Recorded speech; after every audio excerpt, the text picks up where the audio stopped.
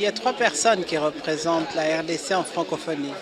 Nous avons d'abord au sommet des chefs de l'État, qui est notre propre président, qui nous représente.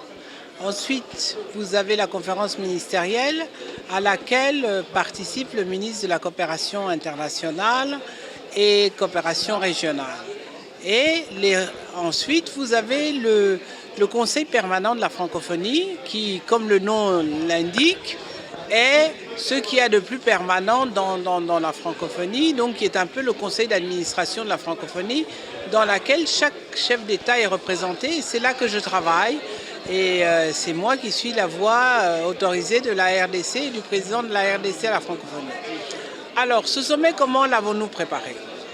Nous l'avons préparé de telle sorte qu'il n'y ait plus de nuages, il n'y ait plus de doute que c'est la RDC qui, en 2012, va recevoir le sommet de la francophonie pour la première fois dans son histoire, pour la première fois dans l'histoire de l'Afrique centrale. Donc 2012 va faire date dans l'histoire de la francophonie.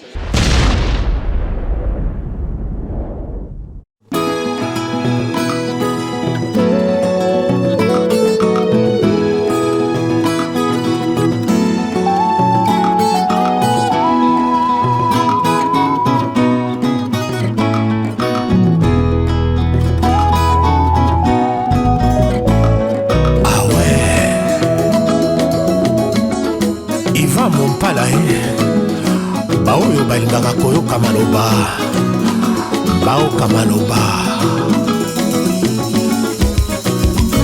Jean-Paul Walter lolaka ntongo ekopeta ngai nano napongi likwelinga lokola kaka ndoto ya papa ndenge nini nalindola ngai.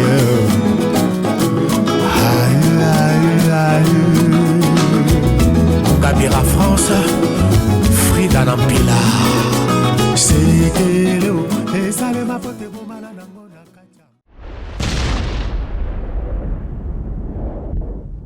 pour sa réélection et certainement lui souhaiter un fructueux mandat à la tête de notre organisation. J'ai déjà dit un grand merci à tous les pays, tous les États membres de la francophonie pour avoir porté le choix sur la République démocratique du Congo pour l'organisation du prochain sommet, le 14e, à Kinshasa. Ça a toujours été le souhait et la volonté du peuple congolais depuis 1990. Aujourd'hui, c'est chose faite.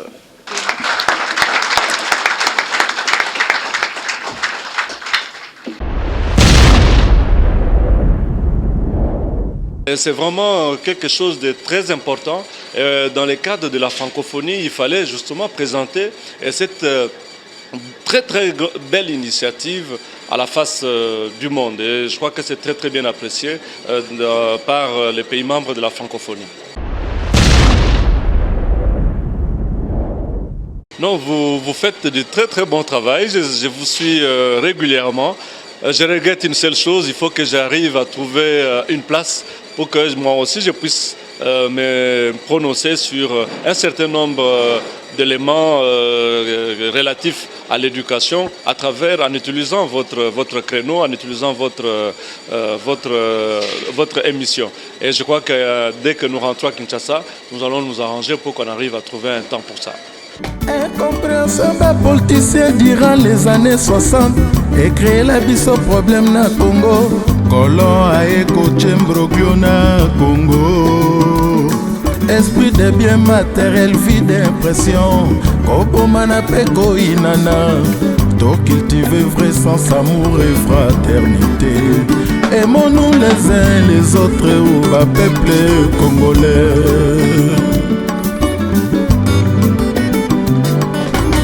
Congo nanga, Congo na yo, Congo na ye, Congo ya biso baso mama.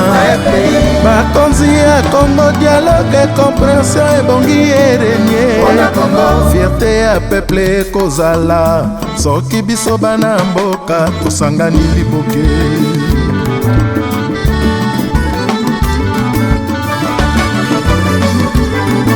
suis tué, il est, nous sommes pas Congolais, la paix, unité, na mboka bolingo eleka bongo eluta mayele miso egede bato eyoka monoko na nsima eyeba koformule makambo na nzela ya bien ekongo lele nous sommes pas Congolais, la paix, unité, na mboka bolingo eleka bongo eluta mayele miso egede bato eyoka monoko na nsima eyeba koformule makambo na nzela ya bien.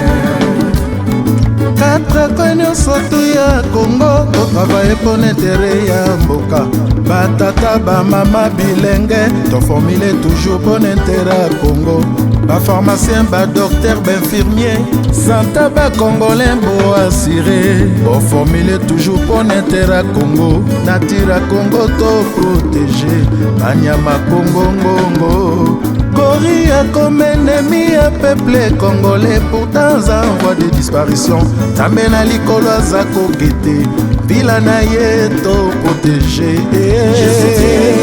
nous sommes pas Congolais la paix unité na mboka bolingo eleka bongo eluta mayele miso egede bato eyoka monoko na nsima eyeba koformule makambo na nzela ya bien étudiant, chercheur, professeur, avenir à Congo na maboko na bino, par chroniqueur, journaliste et médias, j'avais prévenu Unisonu pour na Congo, ma producteur, distributeur, musicien, tout formulé toujours pour l'intérêt à Congo. Ma Congolais à poignard pema yele basali vraiment étouffé par la mauvaise formule mise par la majorité. Na peuple yo ya Congo la paix unité na mboka bolingo eleka bongo eluta mayele miso egede bato eyoka monoko na nsima eyeba koformule makambo na nzela ya bien bamilitaire politicien badouanier sécurité ya Congo na maboko na bino banganga nzambe bakroyant Unisonu mpo na sora Congo basportif ouvrier artisan boformule toujours mpo na intere ya Congo butu mpe moyilo sambo na nga nalelelaka epai ya yawe nakokwa Grégory Karime misere esila na mboko yo Congo nous sommes pas Congolais la paix unité na mboka bolingo eleka bongo eluta mayele miso egede bato eyoka monoko na nsima eyeba koformule makambo na nzela ya bien Congo na ngai yo nous sommes pas Congolais la paix unité na mboka bolingo eleka bongo eluta mayele miso egede bato eyoka monoko na nsima eyeba koformule makambo na nzela ya bien Roger Satele Sidibanga regarde comme tu es devenu un grand virtuose Bona Congo